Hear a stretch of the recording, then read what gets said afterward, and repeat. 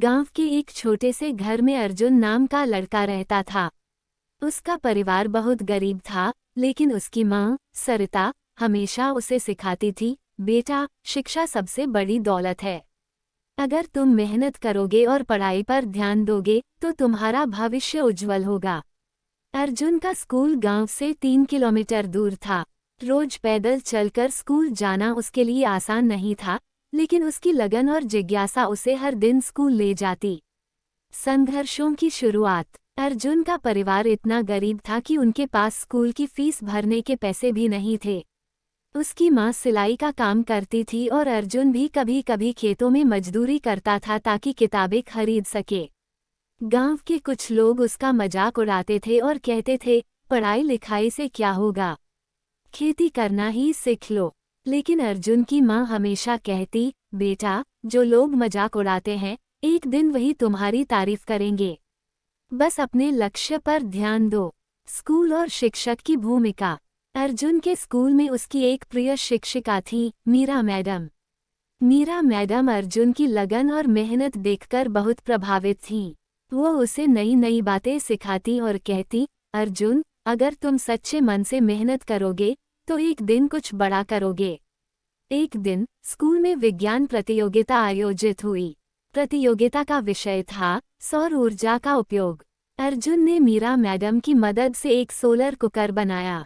यह कुकर सूरज की ऊर्जा से खाना पकाता था।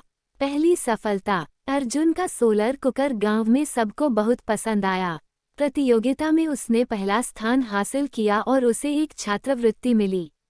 इस छात्रवृत्ति से अर्जुन ने अपनी पढ़ाई जारी रखी। उच्च शिक्षा का सफर। छात्रवृत्ति के सहारे अर्जुन ने शहर के एक बड़े स्कूल में दाखिला लिया।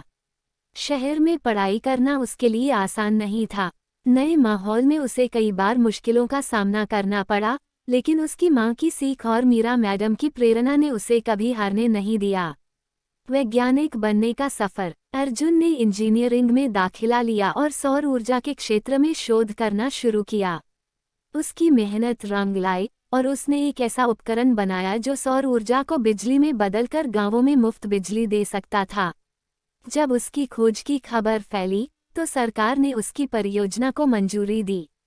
अर्जुन को कई पुरस्कार मिले, लेकिन उसने कहा, यह सब मेरी माँ और मेरे शिक्षकों के आशीर्वाद से हुआ है।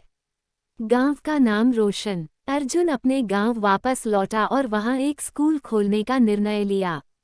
उसने कहा, जिस शिक्षा ने मुझे इस मुकाम तक पहुंचाया वो हर बच्चे को मिलनी चाहिए। उसने अपने गांव में सौर ऊर्जा का उपयोग करके स्कूल को बिजली दी और बच्चों को मुफ्त में पढ़ाई करने का मौका दिया। नैतिक शिक्षा। 1. शिक्षा सबसे बड़ा धन है। 2. मेहनत और लगन से हर मुश्किल को पार किया जा सकता है।